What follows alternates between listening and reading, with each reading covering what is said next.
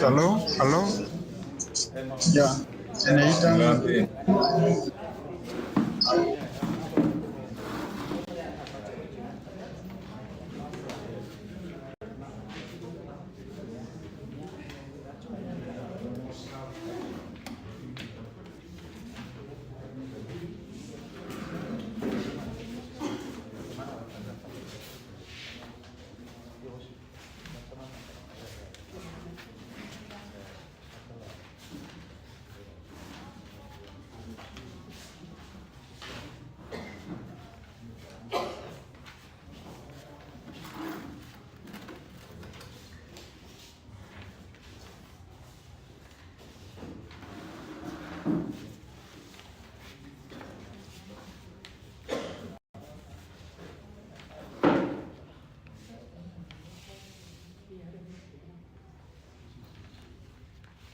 Please, Mr. John.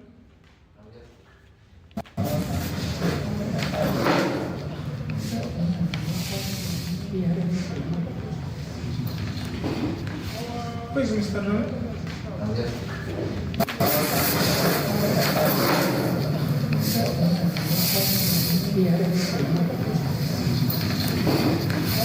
Please, Mr. John.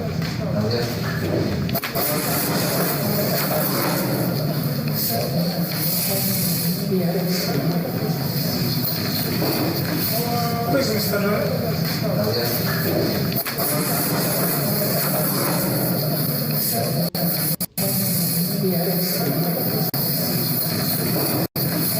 Please,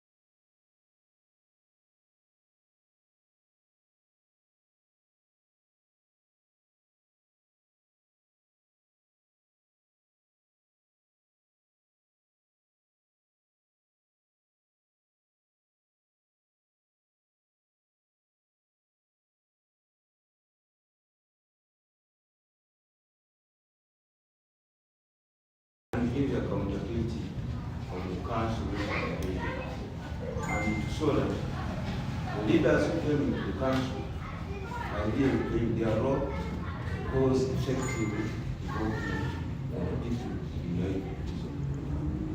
Thank you. I want the team that is sitting before us to also introduce themselves. Very, very important. Be loud enough. Mention your name and your responsibility. Can we start from here? Thank you very much. My name is Ojam Felix. I'm representing the people of Kamule in the AYIVU Council. Formerly, I was the speaker in the process of creating our city. Can you come here? Quickly, quickly. Yes, last one, Captain. My name is Paul Afuka, representing the people of Kwame Ward, AYIVU Council. Thank you. Observed by Jean-Luc Yaroban, I represent the people of the AYIVU Council. Of course, it was in the city. That's when I picked my form for nomination. It was not a district. Call me my colleagues, and I represent the I am Peter Lawrence, former LC3 chairman, Baju Sub-County, also the NRM chairperson, the senior cadre.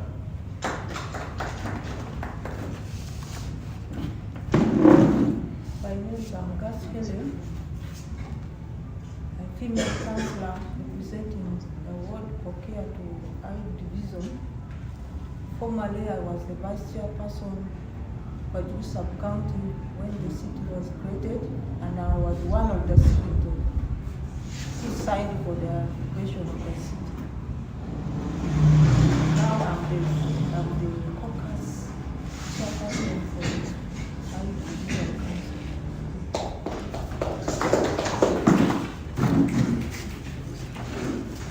My name is Hilary. I am Women League Publicity Secretary. I am NRM Mobilizer, veteran in MC1, over 30 years. Right now, I am cadre and a senior citizen of 66 years.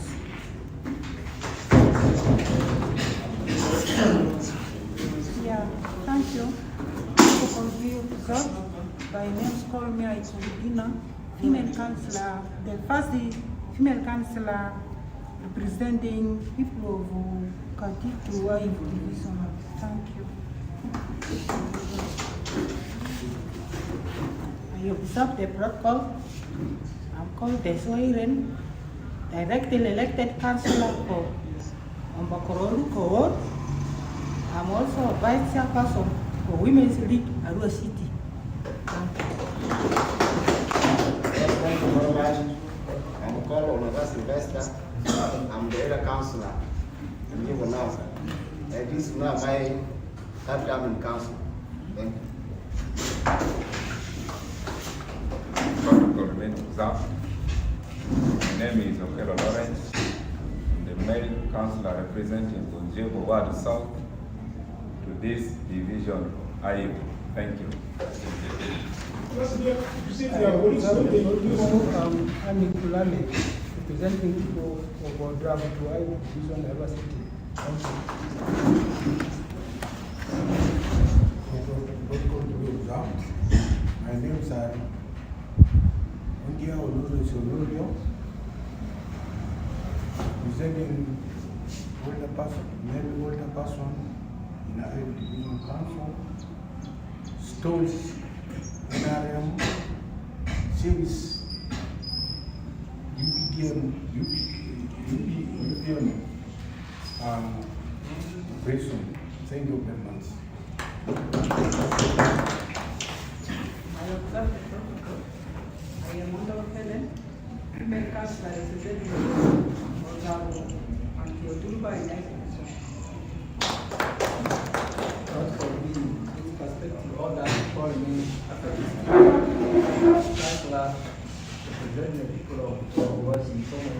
On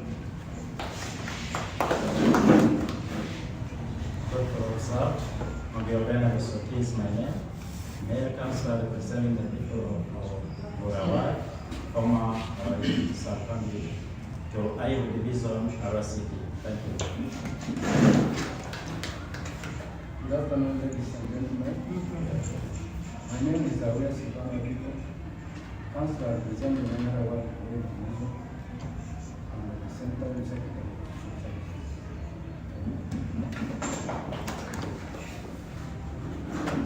Thank you very much.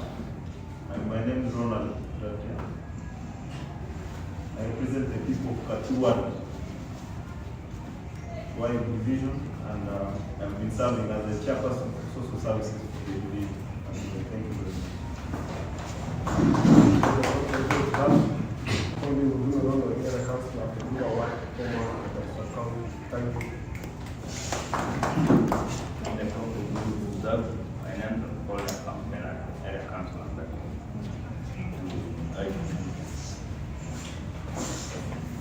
Thank you very much. My name is called Assistant Aguru. At present, I'm presenting the council. Formerly, I was a security chairperson for Adu sub-county, which is born after city. I don't know why, after 4 years, petitioners arose. Very much consultations were done, and that's why we signed the paper for city. It is being accepted.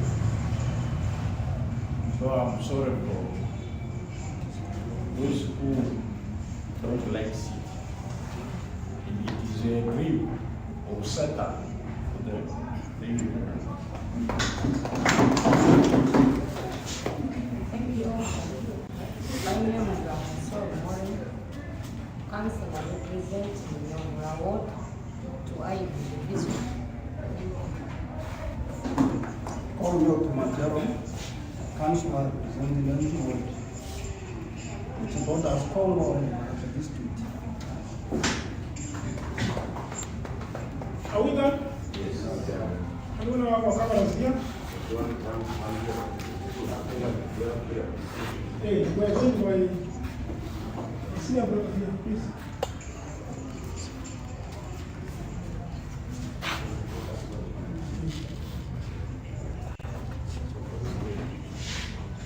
Good afternoon, members. Nerem oye. AYIVU oye. Arwesi oye. This is Maleki, the former NC, chairman of our sub-county, who was elected. He was endorsed in the position of General Secretary of NRM and Greater Adua District. Currently, I'm the Vice Chairperson NRM Adua City. Thank you so much, brothers and sisters. I now want us to get to business. But before that, apologies from the Honorable Woman Member of Parliament of Arua City, Honorable Moreno Soro, who was supposed to be here with us for this press briefing, but is caught up with official duties in Kampala. She'll be joining us anytime from tomorrow. Apologies from the Mayor of Arua City, it was Professor Nyakwa, who just jetted in the country last evening from Ethiopia from an official duty. He has sent us greetings and his blessings for this exercise. I've just also received another message from Honorable Geoffrey Feta, who is the Member of Parliament for AYIVU East constituency in the 11th Parliament. He has told me to let you know that she will be joining us shortly after here because he has just realized some severe headache and is yet getting an immediate first aid. Anytime from now, he will be joining us. We have only introduced ourselves. We are now getting into the business. This is not a funeral. This is the moment of the press briefing. Leaders are media of information. the public that's out there. We deliberately decided today that we sit here in AYIVU headquarters with all these stakeholders before you and up there to issue official statement following our meeting at NRM Secretariat a few days ago. That meeting was as a result of a request by the NRM office of Arua City that now that the cell structure elections are complete, as well as those ones at the ward level, therefore what next? Can the Secretariat grant them permission also now have the structure elections done at the former sub-county level so that mobilization for NRM as a party in the primary elections and also in the general elections can be effective. So when this request was pushed to the Secretariat, the Secretariat, before taking a decision, also informed the NRM office that they had received some petitions. And those petitions now resulted into a joint stakeholders meeting at Secretariat. So me, who is here, is the mayor of Arua City. I act on behalf of the council that I lead. So if I ever attend any engagement outside my area of jurisdiction, it's only healthy and better that when I come back home, I bring all my elected leaders in place and I feed them with information. Because at the end of the day, they come from all the 48 wards of AYIVU division. So if the information is only kept with me, chances are that if my elected leaders don't know, the public out there will not know. We are here basically for three reasons. One, to give you feedback of the meeting at Secretariat. Number two, to affirm our demand to the central government and His Excellency the President of the Republic of Uganda, General Yoweri Kaguta Museveni, the Fountain of Honor, that as a council of AYIVU division and as council of Arua City, we feel the service gap should be bridged by creation of more city divisions.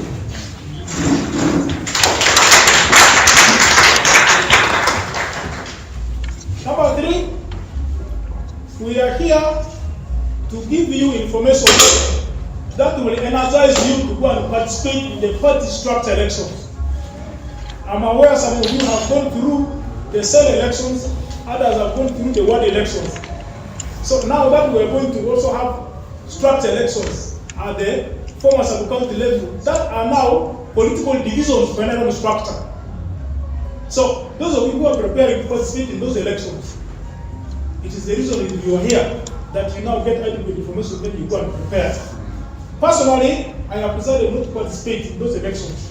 Not because I wouldn't, but I feel now I am the mayor and I am the party flag bearer. So I don't want to go and squeeze other people who don't have responsibilities yet. Let everybody play a part. You do this for this country and you do this for our mighty party. So I will not play a part, but I am a voter. I am a voter after these other levels now when I will be required to vote. That's when now I will participate. But I want to start by congratulating those of you who went successfully through the cell elections and the ward elections. But also let me console those who failed. This is the nature of elections. You either win or you fail. So if you won, congratulations. If you don't win, please, after all, you are still the area councillor. So that was just what the instructors. Brothers and sisters, I will give a small preamble. Then later I will answer in some of the stakeholders seated here to give you adequate information as to why we are here. You are all aware that what is called Arua City now is a former AYIVU county that used to have the former 7 sub-counties of Bajulu, Adumi, Ayivuni, Aroi, Manipe, Dadam, and Oluko. So these sub-counties were merged to join the former municipality of Arua that used to have 2 municipal divisions of Aroi and Riboli to join now to form what is called the current Arua City. But before this, I think it will be imperative that you are given a background as to where we are coming from, where we are now, and where we want to go. You are all aware that in 1914, during colonial time, the Bazungus came here and they wanted to establish what was called Western District. They were looking for a central place between Pakwati and Ajumani. So they first moved into Marata District. Marata County is now Marata District. In a place called Alekwa. You know, Bazungus are people whose characters do not match with ours. So because of their stringent laws and so on, the people did disagree with the Bazungus operations and said, no, we cannot live with you. Because our people were living the ancient way. Then this Bazungus also went to from a county called the Fora. Now it constitutes by constitution it exists as a county, but it's now a district of its own, still called the Rural District. The Bazungu went there and they settled around the Ezoko. You also know because of their student laws, our people of Fora said they don't want the Bazungu here. They fought, by the way, they fought the Bazungu seriously. And when they fought, one of them was shot with a bow and arrow at the present place called Odia. So what people call Odia here is not actually local language. It is the Bazungu's cry. While Bazungu was heading towards his death, he cried loudly and said, "Oh, there!" So the local people quoted him as if he was saying, "Oh, there!" Now the present "Oh, there" is actually Bazungu's cry. Now, when Bazungu left that place, finally Bazungu ended up at the present police ground. Which communities did the Bazungu found there? Bazungu found the Lubara communities there from AYIVU clan. These were Androvos, who later moved into prisons here. They crossed the river anyhow here. They moved into Idiofe. Then from Idiofe, they were disintegrated in so many other sub-clans. Another community that was there was called the Onzivu. Onzivu later moved towards the Arua Hill. After Onzivu moved together with the Moni community. They moved into Arua Hill.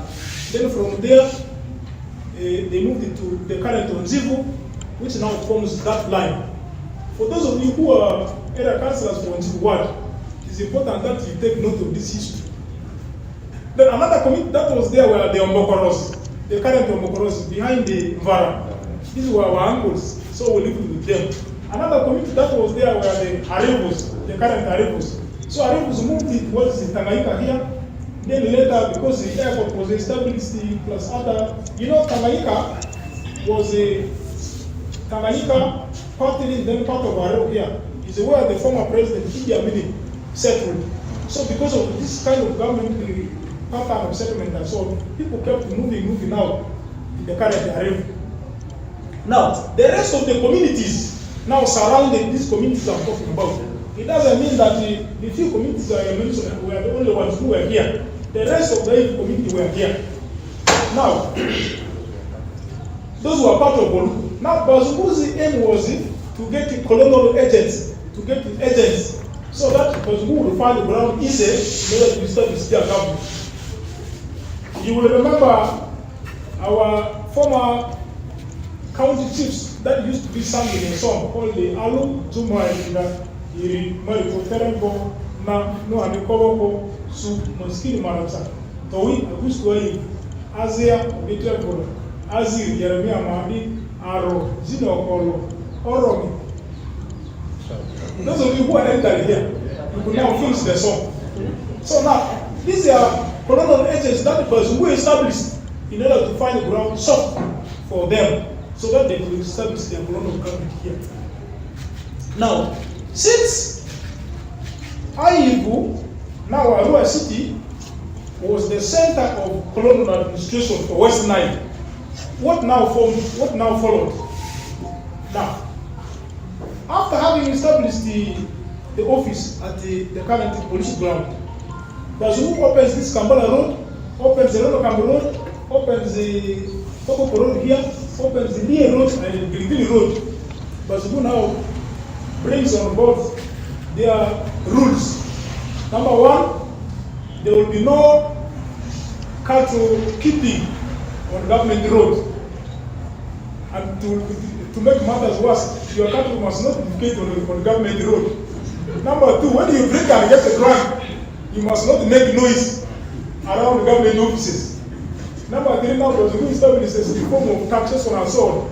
So our people say now, if this is how Bazungu is, let us leave this town and go far away from here. So our people now started moving away from the central business district, now called the central division. So later, since this was now the only town from across West Nile, now people from outside AYIVU now started coming. How did the people come here? Actually, when we are talking about the AYIVU, I want to make it categorically clear in this press briefing that we are not talking about the indigenous community of AYIVU. We are talking about everybody who has already settled in AYIVU. Because there will be no moment again until the end of the world that AYIVUs will ever live alone. Marathas will ever live alone. Our uncles from Terebo will ever live alone. Mention them. There will never be a moment like that again. So now, at Ethiopia here, now when the missionaries came, what was their aim? Their aim was to establish religion and to establish education. The schools that are now St. Mary's Ethiopia Girls and other suited schools around Ethiopia were established by the colonialists. The reason was to train in catechists so that they could read the Bible very well. And if you go to Mvara, the current diocesan headquarters of Marian Western Diocese was also where the colonialists established the missionaries established their another area of administration. Now, for brothers and sisters from Islamic faith, the Asians later followed from here. Who did they find on their way? They found our brothers from Yube, the Rika community and the Kakwa community from Koko. They picked them up and they moved with them along here. So that was now how the community of the entire West Nile started coming to AYIVU. Now, later, people were now attracted to come and train under catechism and so on and so on, building this cathedral and so on. Everybody now came here. This was the only business center. If you were dealing in fish that time from Papuas, you must fish from there and bring your fish because the market was here. So, this recent phenomenon of people selling land was never there previously. It used to be that if you are business associates, you see that somebody always go to Koboko, you go to Papuati, you go to Mali to bring your product to be sold here. Our people would say, but this place is too far. And people had not produced like now. Some of the areas were bushy. People would be attacked by wild animals and so on. So our people would say, our grandparents would say, please, instead of you traveling very far distance, if there's a small house here, you now stay around me. This is how people settle here.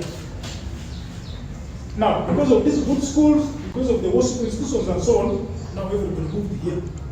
Later now, when the late President Amin became the president of this country, now, armies were recruited from across the country. But for Western Nile here, there was need to have the president protected because his home was around the current airport. So a lot of people also moved here. So, having given you this background, today, if some people want to paint a picture as if there is a war in a war, if some people want to paint a picture as if there is a conflict between the AYIVU clan and the sister clans that have settled the AYIVU, I want those people to be very, very careful of what they are about to do. If it is about leadership and politics, it is a matter of presenting yourself in an election.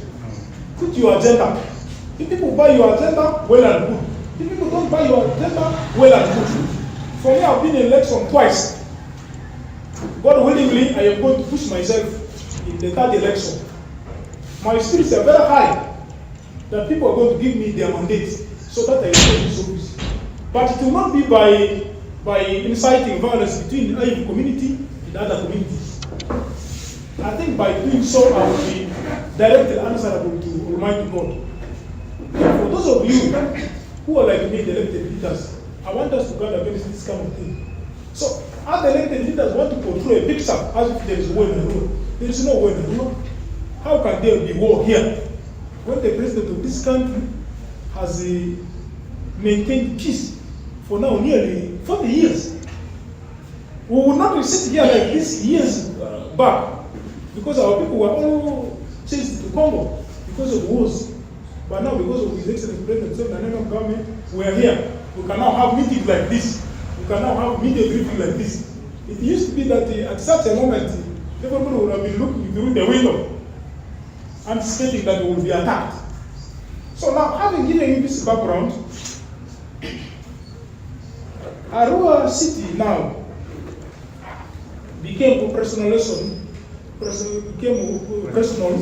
after an act of parliament. I will at this point invite my brother, Mr.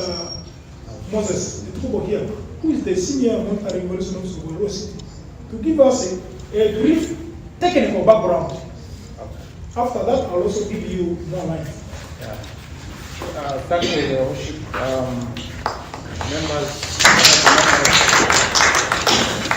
Honorable members, the press, ladies and gentlemen, good evening.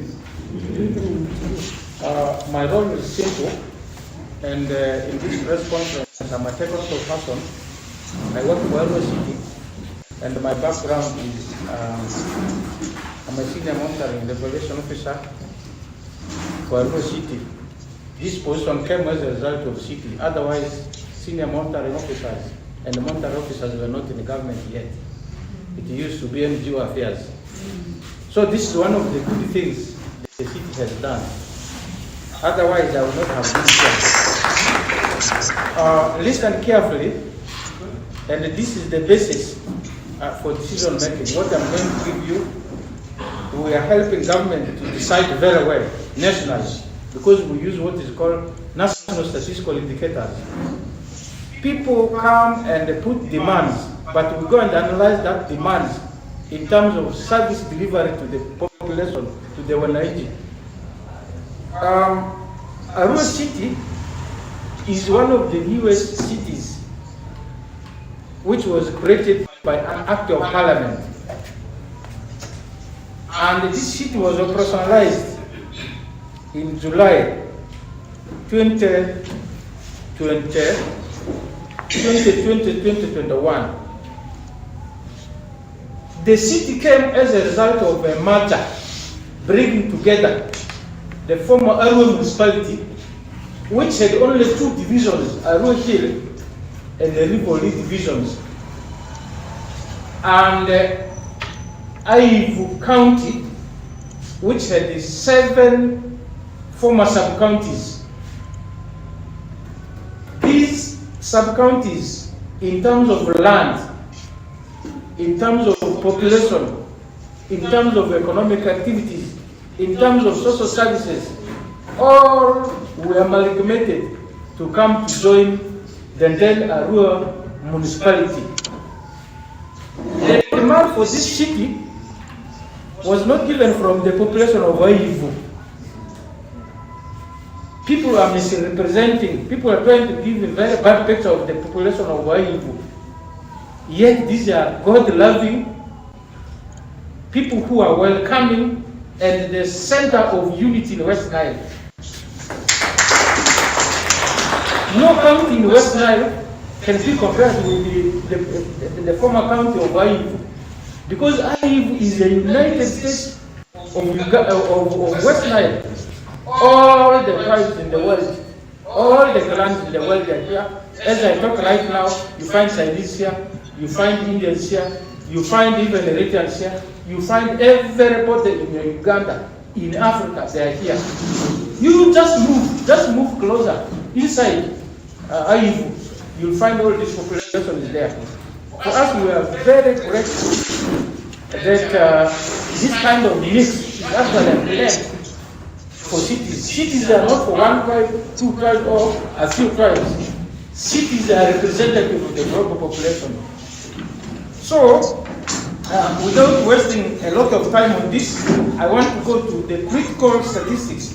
The critical statistics which informs the decision to come to this, and I'll give a small background. The basis for creating Arua City was informed from what is called Sustainable Development Goal. Before Sustainable Development Goal, there was what used to be called Millennium Development Goal.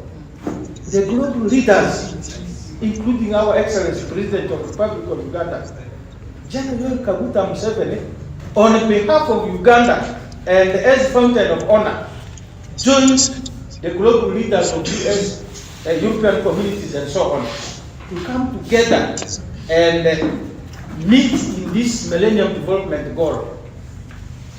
Later, the goal has culminated in what is called Sustainable Development Goal. I will not go to the nitty-gritties.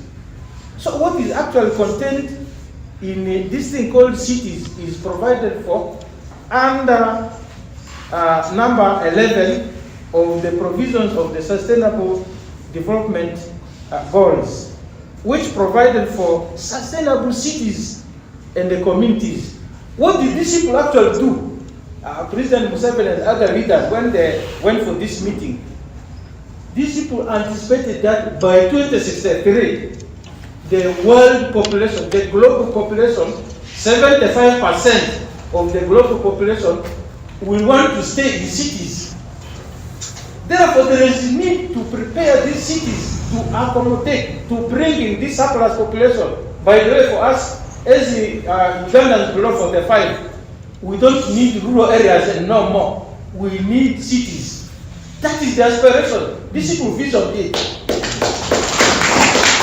People who are advocating for districts, this is actually creating more rurality.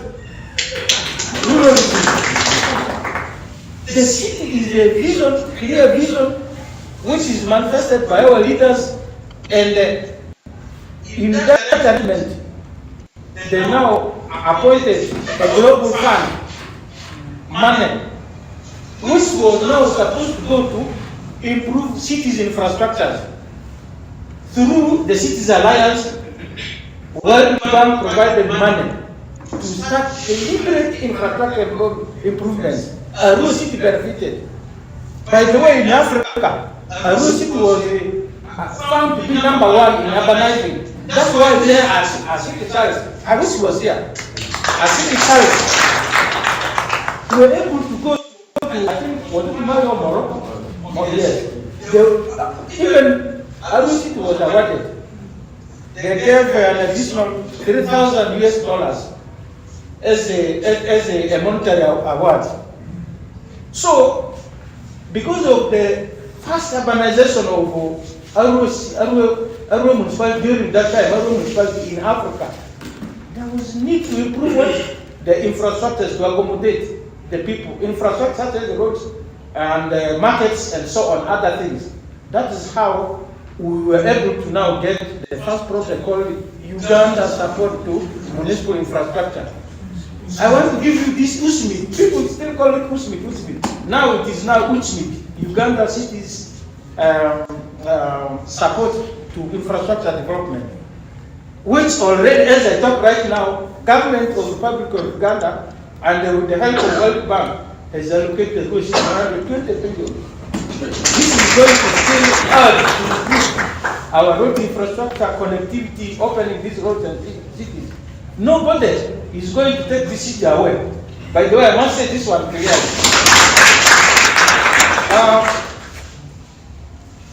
The developments are now here. What about visions 2040? Vision 2040 is provided for also smart cities. I'm giving you the basis.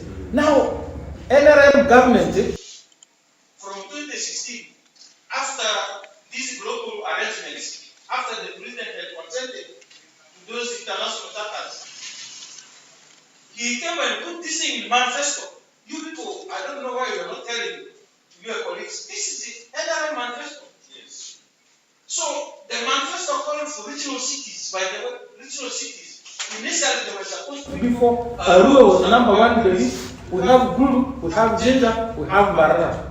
Is that okay? Yes. And one of the national reasons why these cities are also created was to decongest Kampala. Yes. Most of you have traveled to Kampala, you know the traffic time. You can take almost 3 hours on the road. That's not how cities are. That's why we're even advocating for roads which are about 40 meters. And I'm happy our population has accepted this. After learning and watching the kind of challenge Kampala is experiencing and other cities, people are saying, Arua city is too big. These are people who are never traveled. The largest cities, which are about 400, largest 400 cities are not even in Africa. China alone has over 57. After the first 50 largest cities are in China. They are not even in the US. A city can be 9,700 square kilometers. Arua is only 401, not 4,000. And then you are saying, this is the largest city in the world. This is the largest. These are people who have never traveled. We need this city, and the government is doing this basically to bring services closer to the population. And the NRM manifesto is very careful. By the way, as monitoring evolution, I'm also monitoring the performance of the manifesto in implementing this. This is statistics we have been. Last time they gave us indicators here, we have given how we are performing, how we are forming capital is accumulating in this city. So, why was this city created? There are very many reasons, but fundamentally, I want to go to how this city will be created. There were indicators. We use what are called performance indicators to establish a city. The performance indicators are in terms of land. During the demand for city for Arua city, Arua municipality had only 10.5 square kilometers of land. Are you listening to me? Yes. Then the population was 62,000. This central division was only 62,000. Yet the city demand was that in the performance indicator, the city demanded minimum land to give Arua city a city status was 150 square kilometers. Where will Arua municipality get this land? Of course, you cannot jump from Arua municipality. Maybe you jump to Aringa or you jump to Madiokoro to get more land. No. Cities go organically. Is that okay? So when Arua municipality was not enough, it would necessarily mean the neighborhood. And they don't come anyhow. That's why political leaders made decisions. So 10.5 square kilometers would not even be enough to establish, if Yamina was lenient, would not even be enough to establish a municipality. But it was a decree. I want to thank government now for being farsighted to now get this city as one of the global cities to be in the future by adopting some of the resolutions from YouTube. So, in order to meet the demand of land, which was minimum of 150 square kilometers, it was found necessary that the AYIVU should come on board. So, when AYIVU was on board, AYIVU came with it 390 square kilometers. This is a very big portion of land. So the whole of AYIVU from Bukali up to Ramachako is now in AYIVU. Nobody will change these boundaries, especially when we are still around.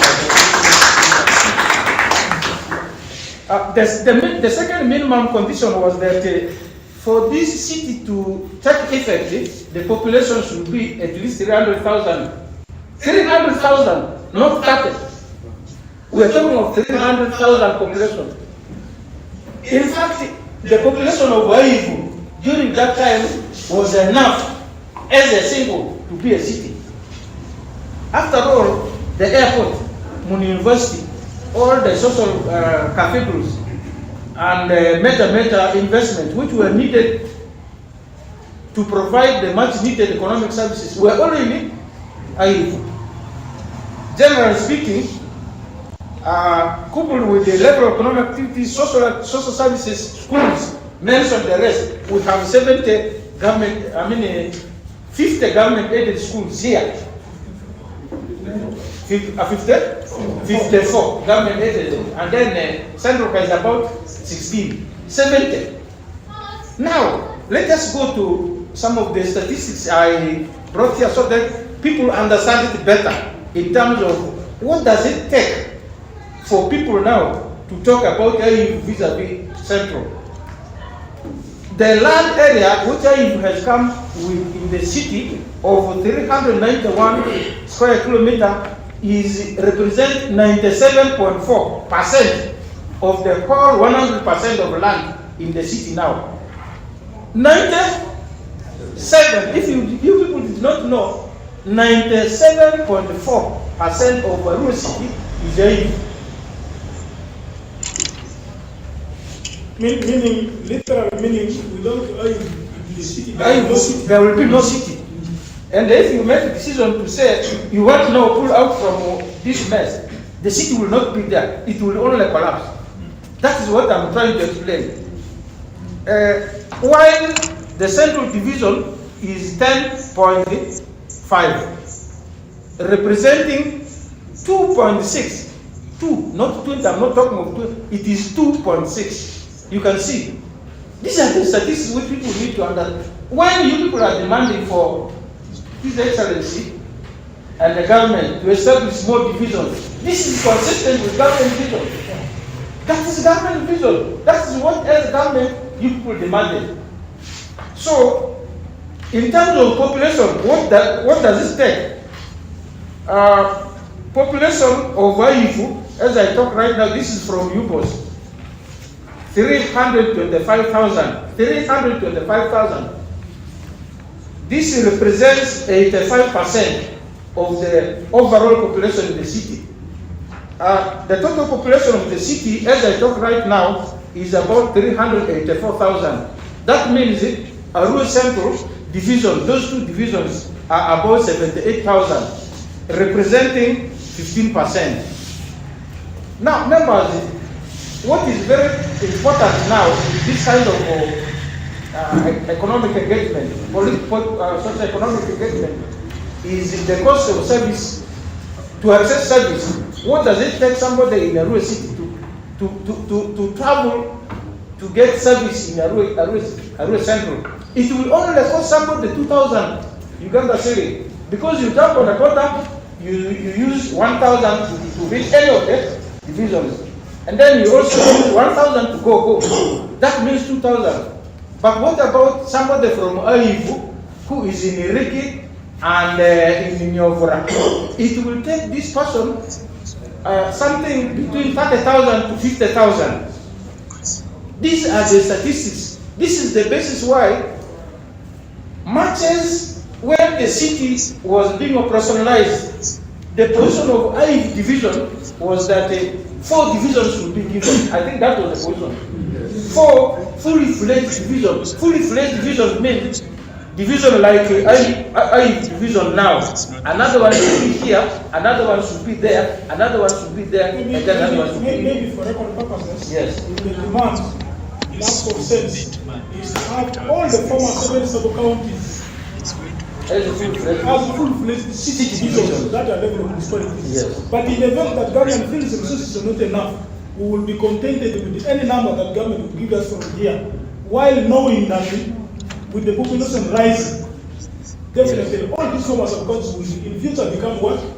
City divisions of their own. So the documents for now are demanding for 3. Yes. 3 in the sense that we already have 1, which is seated here where we are. The 3 now we are meaning is Andumi and AYIVU Margin, Haroi and Manube Margin, Oluko and Dadam Margin. Why are we proposing this? Because formally, all these were the same unit, but because they were in a condition of decentralization, so they were further open to take services closer. So if the government has the resources, we would love to have all the 7. Yeah. And in terms of burden of service delivery, this is what you can see here. It is alone. And it has 325,000 population to serve. This is now the burden, the challenge he's facing. And then somebody is there, like him, he's only serving 78,000. Who is bearing the burden more? This is now the challenge we are bringing to government. This cannot be solved by creation of a district, because legally the city is a district. And in modern times, in order to deepen service delivery, more administrative divisions are needed in AYIVU division to improve this kind of bad statistics I was giving. These were the bad statistics, by the way. So these are the realities. When people say service is not going to the population, you decongest AYIVU division by bringing more other divisions, not districts. Thank you very much. Thank you very much, my brother Moses Kubo, who is the senior mountain evolution officer of Arua City, for giving me the technical, elaborate explanation, history as to how AYIVU and Arua municipality must form the current Arua City. So, I now want to use this chance to answer some basic questions that are now in the communities. Actually, while you were coming here for this press briefing, it could have been possible that people are asking you, are we in the district or we in the city? Because after the meeting secretariat, those who came ahead of us came here, they danced around the Kupraga Trade Center here. Some threatened to come and remove the division signpost. Others said they are now going to clean the former sub-counties so that the sub-counties can now start operating. I am now wondering, what is the vote number of AYIVU district? Who is the cow? Who is the chairman of LC5? Who are the sub-county chiefs? Who are the LC3 chairpersons sitting in those sub-counties? Let us now answer basic questions. Number one, brothers and sisters, let it be clear from this briefing that nobody, no politician demanded for Arua City. This was government initiative. This was NRM government initiative, because they have visualized that in the next 40 years, more than half of the world population will be living in urban centers. So it was only good that we also prepare as Uganda early enough to face that reality. Number two, the former municipality that was 10.5 and the population of about 62,000 would not form basis for it to become the city alone with that population of AYIVU. Now, did the AYIVU just go there and say, municipality, we want to join you so that will become a city? This is the question I want to answer. Because if you went out now, they say it is a Honorable Benedict Tiku, it is Honorable Wadisam Nyakua, it is Malon Avutia, it is Honorable Morino Soro, now they were asked Honorable Feta Jofu, that were the people, including the Honorable Councillors, that were the people who went and demanded the Arua City. And I want to make this history very clear. Before me here, I want to display this in front of camera, that this is now the binding copy of all council resolutions that formulated Arua City. Inside here, all the former sub-counties, including the former 2 municipal divisions, there was also first proposal to have a Zia and a sub-county annexed here. Yes. Later, former minister, Honorable Gabriel said no. For us, instead of joining the city, we can now become Arua district. Actually, Arua district now did not demand by council resolution that they want a district. They became a district by default. Because the whole of AYIVU came here, Madiokolo moved, Terego moved, now AYIVU now became what? A city. So, the mayor of Arua municipality then, his worship Charles Asiki's council requested the AYIVU county then, through Arua district local government and the former sub-counties, that AYIVU should join the former Arua municipality for them to meet the requirement of minimum of 150 square kilometers of land and 300,000 population. I want this to be very clear from today. Now, Arua municipality council by them used their resources to do the sensitization meetings. Yes. Now, how did the leaders participate? That time did not get me in office. I was not an LC3 chairman, I was not a mayor. But in this meeting, I have almost all my former LC3 chairpersons here. The former LC3 chairperson of Odumi was my brother Asias and Godfrey, who is there. The one of Oluko was our brother Jimmy Bajole. The one of Dadam was the one of Nasam, who is now the current city councillor for Dadam, the Arua City Council. The one of Manube was the one of Miriam Natal, who is a councillor now for Lufe Ward here. The one of Aroy is seated next to me here. I want to congratulate him. After that, he now became the secretary of the party. Now eventually the vice chairperson of the party. Now the one of AYIVU was the Nicholas, Honorable Nicholas. The one of Adomi Aroda mentioned. The one of Badulum then was the Honorable MV James, who is now the Interim Administrative Secretary for Arua City. Now having mentioned this,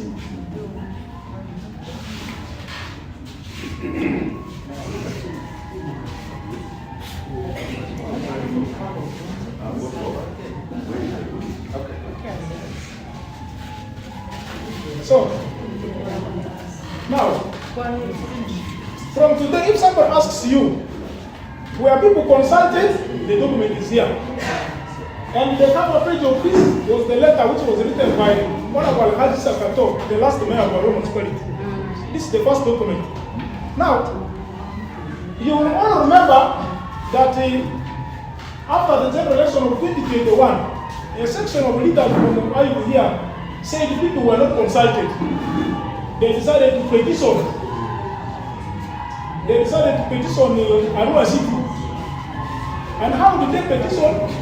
They petitioned the Parliament of the Republic of Uganda. There is a football match out here, and Mubaraka is having fundraising. So if there is a lot of kelele, I ask that let us go.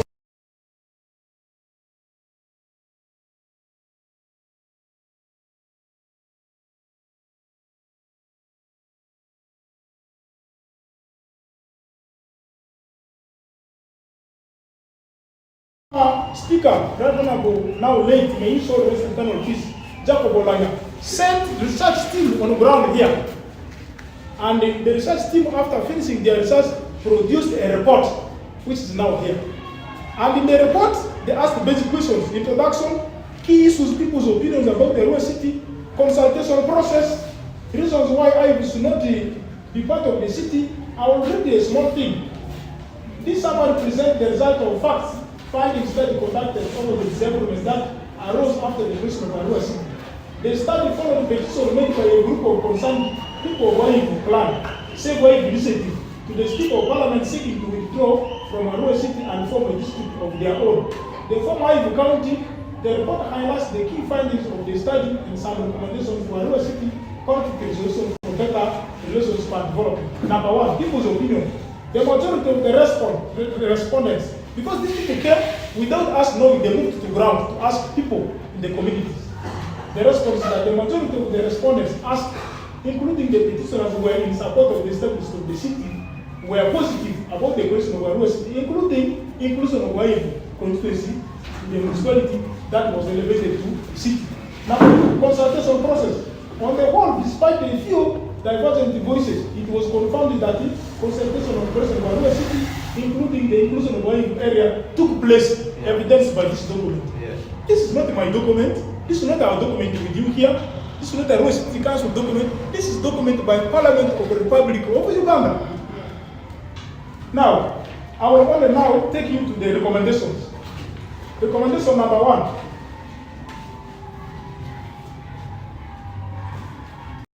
The following recommendations have been proposed. Number one, government should explore the creation of more divisions in AYIVU to enhance service delivery. Even before our council resolution here, Parliament had already proposed more administrative units to be created in AYIVU in form of divisions. Number two, there is a need for a multi-sectoral stakeholder engagement in the process of planning Arua City that should involve people from all Western districts. Let us take note that Arua City can never be reduced into AYIVU affair. This is a regional city for West Nile. That's why Parliament is proposing that in the process, the neighboring local government should also be part and parcel of the planning, which was that. Now, number three, they are saying there is need to there is for expediting the operationalization of city structure, promoting additional policy autonomy and funding for the cities. Yeah.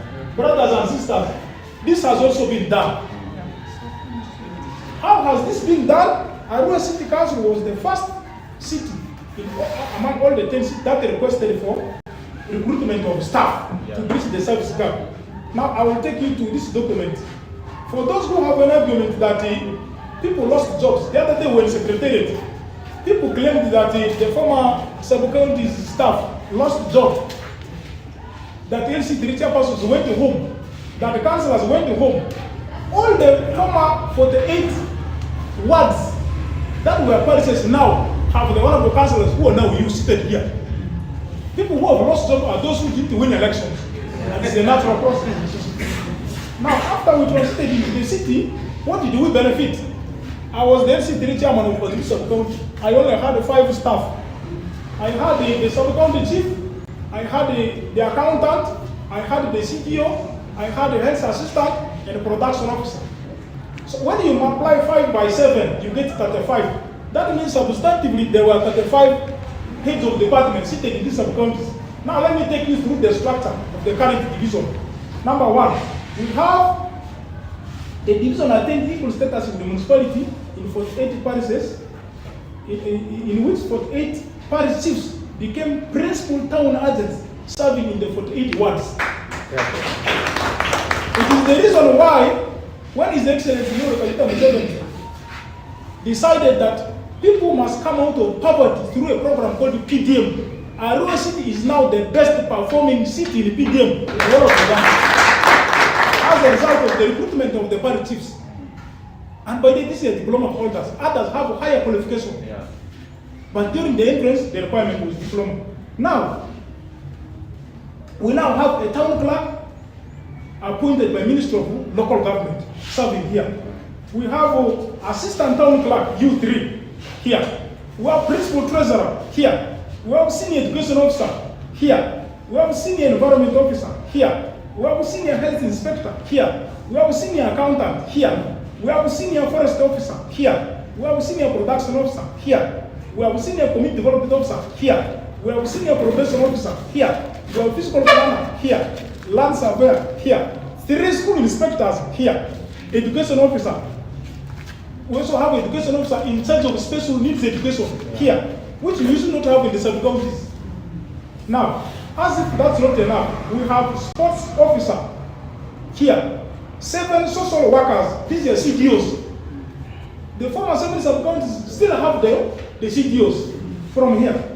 Now, we have an agricultural officer, we have an environment officer, we have a tourism officer, we have an IT officer, we have secretaries, full stenographers, office attendants, porters, revenue officers, enforcement officers, security guards, road gangs. We have over 1,047 primary teachers. We have over 198 secondary teachers. We have 83 honorable councillors. People say we're the biggest councils in the whole country. The other day we benchmarked with Nansan. Nansan's honorable councillors are 96. So I implore that people should travel. Because some of the people who are making these allegations the other day, when the process of city formation was done, they were for business here in South Sudan. Just here. So when government is taking decisions, government cannot wait for you. If a meeting is called here and say you come, and you do not come for the meeting, government will not wait for you because you didn't come for the meeting. We have for press briefing here. Some of the honorable councillors were caught by some duties. For example, Honorable Sami Mobri for Umbati Ward has a sick child. She's in the what? She's in the hospital. So we cannot say let her first come, then the press briefing starts. What we can only do is to lay her apologies here. That she was supposed to be with us, but she's taken. Now, we have secretaries for community services. We have secretary for social services. Now these are political arrangements. Members, health officers, if you count this slowly, on the compound here alone, you have close to 100 staff. So the city divisions we are asking for will also recruit similar structure as opposed to the former sub-county that had a fire. So, really, government has given us an elephant. Someone wants us to go and return the elephant, but ask for a chicken. I think this is not possible. As I conclude, we should take note that the whole 401.3 square kilometers land of Arua City is already planned, and we have secured physical development plan. Yeah. We don't want to develop another Kampala with the jams here. It is approved both by our councils and National Physical Planning Board. So it is a statutory instrument. Really, for somebody to change this city into something else, maybe the person is saying, let Jesus first come back, then the miracles will start. So members, I will not do all the talking myself. Why we are here is because we wanted people to be informed. Now, it will be unfair if I don't talk about service gap. Honestly speaking, if there is somebody who has failed in the service gap as a result of closing all the former service sub-counties, it is me, the mayor, it is my staff, and it is you, the honorable councillors. It is the reason why we are saying, can we have more city divisions? So that instead of people coming to look for me as the division mayor in Otoparaka, traveling, the farthest place here is 20 kilometers up to Anipi. Farthest, this is what we have tested. The other day, the secretary, people were saying the farthest place is 40 kilometers. Those of you who come from Reki here, you know what the distance is. So members, having said all this, we have, for us, we are acting like government. We are not acting from our head. We are acting like government, and we are acting like a lawful institution in place. I already told you, communities were consulted, evidenced by this. Number two, the team of civil visited to petition Parliament, research team came here and said status quo should remain, but more divisions should be created. It is here. Now, based on this recommendation, our councils of both AYIVU Division and Arua City have decided now to raise council resolutions. This is the one of AYIVU, signed by me on your part. Now, as you know, we are LC4 government. We cannot coordinate directly with the Minister of Local Government. So on our behalf, Arua City has already submitted our council resolution to the Minister of Local Government. They received the copies here. Honestly, in summary, there is no war in Arua. There is no war in Arua between sub-clans. In Ipaduru here, you have terrible Lengo around the Dufe. You have Manasewanyapa. Across here, you have HEADQUATERS. Around the Varadea, you have Sudan zone, Kenya zone, mention them. Brothers and sisters, our coexistence here will continue until the end of this world. No political leader should hide behind his or small clan and say, let me pay to this lie, or as if there's a fight in Arua so that I win elections. I am happy to report that voters have their brain, they also have their eyes. So if you went to seek for people's mandate in 2021, you promised them a district, thinking that you were going to grant a district from your pocket. You told the people that government was coming to grab people's land. Now 4 years down the road, no government has grabbed the land. The pieces of land we have acquired from public, for example, in India Trade Center, government through former road district gave us 6.2 billion cities for water projects. All of you are here. We allocated a fund worth 50 million in our council. We procured land from one called Luigi in the India Trade Center. That's where the reservoir has been built. Even places where those boreholes were drilled, we had to acquire. The land law has not changed. So, and people who are bringing all these claims, recently they lost their relatives. The relatives were buried within here. So nobody has buried any loved one outside the city. The people who will be buried in the public cemetery in the city arrangement will be people who don't have land here. Maybe if you are a trader, you have come from elsewhere, then you got sick here, maybe you are knocked by cars, in an accident and so on, your body is put in the mortuary for a number of days unclaimed. City council will have no option but to burn your body in the public cemetery. But if you are a resident of the city and you have your land here, you will continue to bury your loved ones. It is the reason church institutions have also have their allocations of public cemeteries. Brothers and sisters, even for our brothers and sisters of Islamic faith, there is a public cemetery there in the middle of the town. But you are not buried there by must. You are not buried there because definitely if you are a Muslim, you must be buried here. The family will give a consent. If they want you to be buried there, you will be buried. But if the family says, no, we want to bury our loved one at home, you will always be taken and be buried where? Home. So if you promise to people things that you thought were easy, now that we are towards the next elections and you find that days are running fast and you have not achieved your false manifesto, it's like eating dry beans with the pest without water. The following day you go to the toilet alone. Nobody will follow you. If it breaks you, it will break you. If you shout there. So, thank you for listening to me. The chairperson NRM Board is here. You requested the secretariat to grant you permission to have structured elections conducted at those former sub-counties. But now there will be political divisions. Yes. So you will give us an explanation on that. If I have missed anything, we will always come back and explain. I don't know what One thing is that in AYIVU, for purposes of statistics, we have existing cities already. In AYIVU division, the airport here you see is an equivalent of a city. Muni University down there is a city. The cathedrals, using UK standards, these cathedrals are cities. If we are supposed to count these individual cities, and you add the national park, then you add the upcoming markets, which are satellite markets. Why is AYIVU not a city? Thank you very much. So let's have a solution to chairperson. Thank you, ladies and gentlemen. As I said, my name is Amabu Joyce, the NRM chairperson Arua City.